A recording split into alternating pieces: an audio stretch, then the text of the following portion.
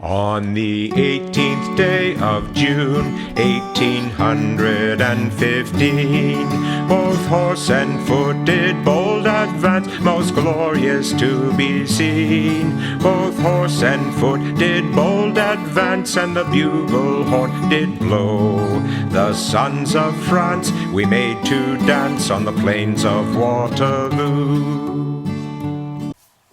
Hello everyone. So as you have probably seen, I was beginning to kind of get interested again in 6mm wargaming, and I had taken a look at my lead pile and thought I really ought to paint up my 6mm ACW figures that I have in it. Wasn't terribly motivated because the figures I have were old Heroic and Ross and Irregular and so on, and they're not terribly inspiring figures. And then I saw a video from Justin at the Miniature Painter where he showed some of these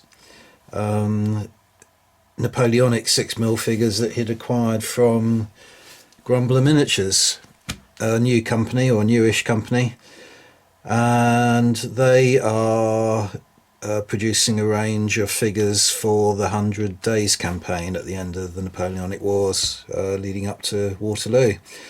I have also been thinking about renewing my interest in Napoleonics, and was thinking I should really start it afresh in a new scale, because my 25/28mm armies are embarrassing nowadays. They're sort of badly painted, very old castings from minifigs and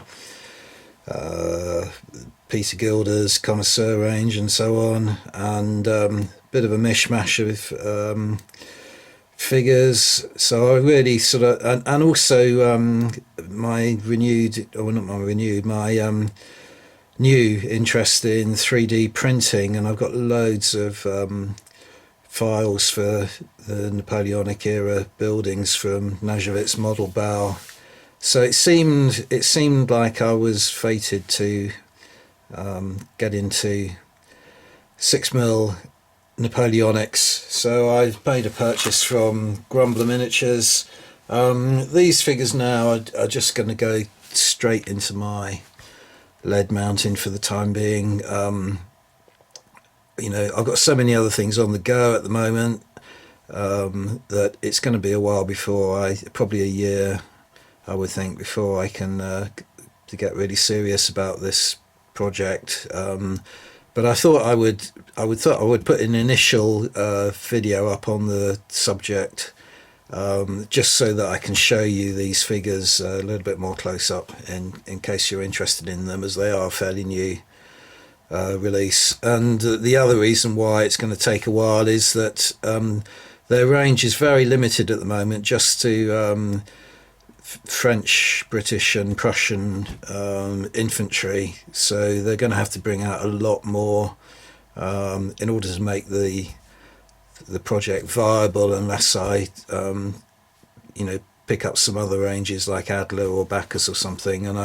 And there's no rush, because as I say, I've got so much else on my plate at the moment, and I'd much rather wait, for them to bring the additional necessary figures out, and complement what this purchase, with future purchases from Grumbler Miniatures. So anyway, onto a closer look. I have taken quite a few pictures. I've put them on a piece of graph paper and the smallest squares are 2mm, in 2mm square, so they'll give you a good idea of the actual size and proportions of the miniatures. In terms of what I've purchased, I bought 4 of what they describe as their battalion packs, and there are 96 figures in there. 96 being divisible by 12. So I am in this series, in the future as well, I'm going to be a little bit cheeky and have a bit of a sort of jibe at the French the whole time in it, and why not? But it did strike me that, you know, the Battle of Waterloo in particular was significant delay in the French propagation of the sort of decimal system, which is why in some of the images, the stills, I've put an old threepenny piece with 12 sides to it as a scale comparison as well. As I say, a little bit of fun and cheekiness to have a jibe at the French, as well as enjoy myself painting up these figures. Yeah, so the 96 figures in their battalion packs, and you can choose whether you want that to be 2, 3 or 4 regiments. So you specify, and then he puts in the required number of command stands. So you could have 1, 2, 3 or 4 command stands out of your 96 figures. Let's see if I can zoom in a little bit now. It probably won't focus too well, but as I say, I'm going to put stills up, talk to you over those stills as well, so you don't need to see these too closely. These ones look to me like the British, yeah, got the Belgian shaker. What I did, I bought 2 battalion packs of British, 1 battalion pack of French Old Guard, and 1 battalion pack of French Line, and that's plenty to be getting on with for the time being, because as I say, I don't intend to put a paintbrush to these for quite a few months to come, but I've got them in my lead mountain now, ready to go. I would like to say, someone commented on my last video when I was showing my 6mm figures, that he felt that modern ranges have kind of exaggerated the size. So in other words, there's a little bit of scale creep going on with modern 6mm figures, and that they are disproportionate. Now, I always go by the advice that I heard on YouTube once, or the knowledge that was imparted on YouTube once, that scale creep kind of largely came about because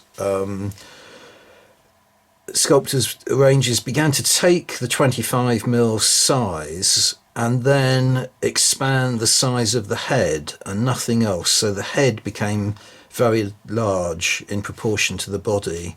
So a lot of people began to comment that the figures, the sculpts, looked dwarfish. So what happened was, in the normal kind of human proportion, is that the head is roughly 1/7 of the height, the total height of the body, and in these sculpts, the heads went up to about 1/5 of the height, and then what happened after that was that the size of the sculpts moved up to 28mm. Because the head had been enlarged, but then other ranges came along where they restored the correct proportions, so that you had a 28mm figure, but the head was about 1/7 of the size of the height. But anyway, to my eye, and admittedly all these figures are wearing some kind of headgear, but it looks to me as though these figures are about 7mm high. From foot to the top of where the head would be. I think that's the case anyway, looking at these stills. But if you look, the head is actually about 1mm in height, I reckon. So in other words, it is the correct proportion. It is 1/7 of the total height. So in the case of Grumbler Miniatures, and I can't comment on Adler and Bacchus because I haven't got any. I haven't really looked at any in close up, but I have seen some, at trade shows and things, and I think this commenter is probably correct. They do seem to have quite large heads. In the case of Grumbler, I think these are correctly proportioned. So my feeling on them is that they are very nice. They're highly detailed. They're correctly proportioned, and I certainly intend to increase my collection as time goes by. But this is all I got at the moment. And anyway, what I should probably be doing is start to print off some of my files in 6mm and maybe get those painted up and begin to slowly do these. But it's going to be a while before you see another video from me on this subject, but certainly intend to carry on with it in the future. So anyway, that's the first sort of introductory video to a new theme on my channel, and hopefully see you again on the next video. Bye for now. On the 18th day of June, 1815, both horse and foot did bold advance, most glorious to be seen. Both horse and foot did bold advance, and the bugle horn did blow. The sons of France we made to dance on the plains of Waterloo.